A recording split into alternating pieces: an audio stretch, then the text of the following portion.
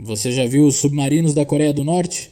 Estes, curiosamente, têm uma cor esverdeada, discordando muito da cor do mar. Como você sabe, os submarinos geralmente são pintados de azul muito escuro, ou diretamente de cor preta. E isso faz muito sentido porque os submarinos costumam mergulhar a profundidades entre 400 e 500 metros a partir dos 200 metros de profundidade você está na zona afótica. Portanto, a partir dos 200 metros de profundidade, apenas 1% da luz solar penetra abaixo da zona fótica. A cor da pintura não importa. Seu submarino não será visto de forma alguma, mas quando os submarinos estão a profundidades inferiores a 200 metros, onde a luz do sol, sim, reflete neles, o camuflagem azul escuro ou preto faz muito sentido. Mas então, se é assim, por que a Coreia do Norte decidiu pintar seus submarinos de verde? Qual é o sentido disso? A Coreia do Norte quer que seus submarinos sejam vistos a grande profundidade pelo inimigo? Neste vídeo, falaremos sobre as pinturas dos submarinos e, claro, daremos uma resposta a essa pergunta tão curiosa. Lá nos anos 30, os submarinos americanos eram de uma cor cinza prateado. Isso era muito útil, pois se buscava que eles se camuflassem muito bem na névoa e em climas tempestuosos na superfície, já que passavam muito tempo lá. Mas no final dos anos 30, perceberam que os submarinos eram facilmente detetáveis por aviões e até mesmo em profundidades médias. Em 1945, foram feitos vários testes que confirmaram que a cor ideal para um submarino era a cor preta. Esta não se deteriorava tanto quanto a cor azul e era fantástico para se camuflar. O camuflagem de cor preta provou ser muito útil e aumentou enormemente a sobrevivência dos submarinos, já que naquela época os submarinos ainda precisavam passar longos períodos de tempo em profundidades baixas e até mesmo na superfície, mas com as melhorias tecnológicas na autonomia dos submarinos, atualmente eles podem passar dias em profundidades realmente altas, apenas emergindo para reabastecer oxigênio, enquanto os submarinos nucleares podem passar meses submersos sem problemas. Atualmente, os submarinos mais modernos são pretos, mas devido ao uso de ladrilhos de borracha com pequenos buracos que absorvem tanto o ruído interno quanto distorcem as ondas emitidas pelos sonares inimigos, sua cor é assim de propósito, é pigmentado com preto de carvão, um material em pó que é derivado do petróleo. Este tem propriedades para resistir a mudanças de pressão e absorção de ruído. O camuflagem dos submarinos é uma dessas coisas que, embora não sejam tão eficazes quanto antes, é melhor tê-lo e não precisar do que precisar e não tê-lo, mas como mencionamos, o caso dos submarinos norte-coreanos é bastante peculiar, porque eles têm uma pintura que contrasta muito com a cor azul escura do mar.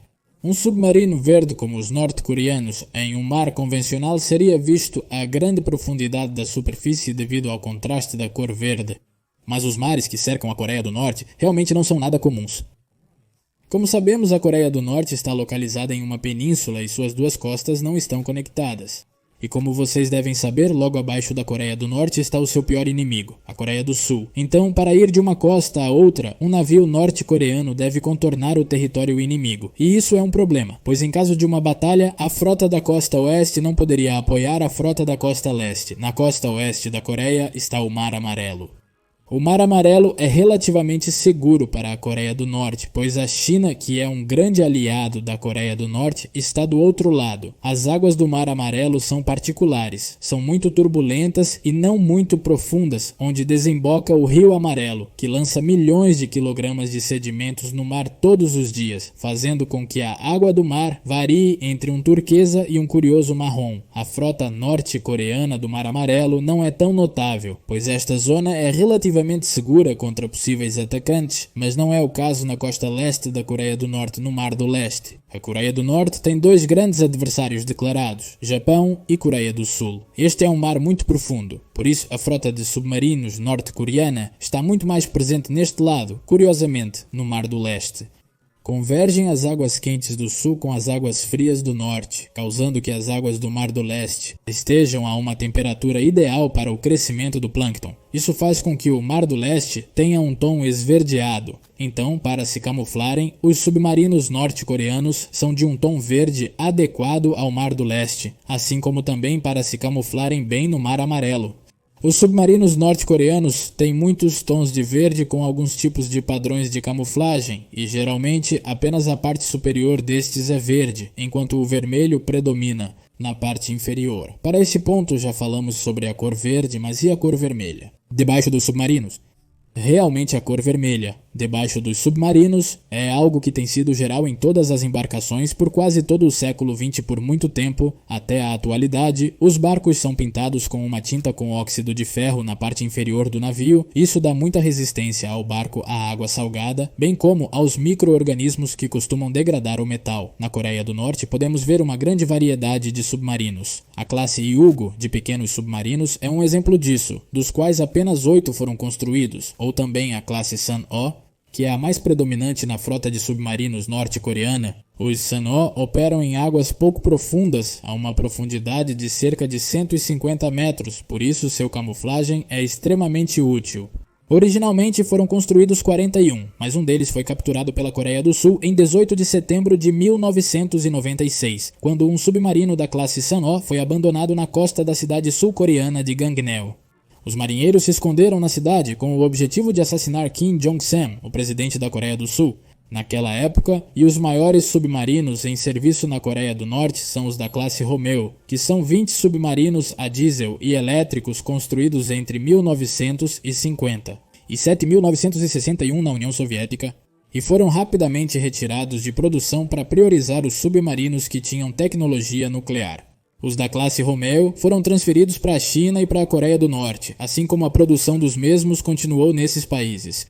O último Romeo foi construído na Coreia do Norte em 1990, e 5 padrões gerais desses submarinos são realmente obsoletos. Eles operam grande parte de sua patrulha na superfície e é aí que se destaca a importância de seu camuflagem.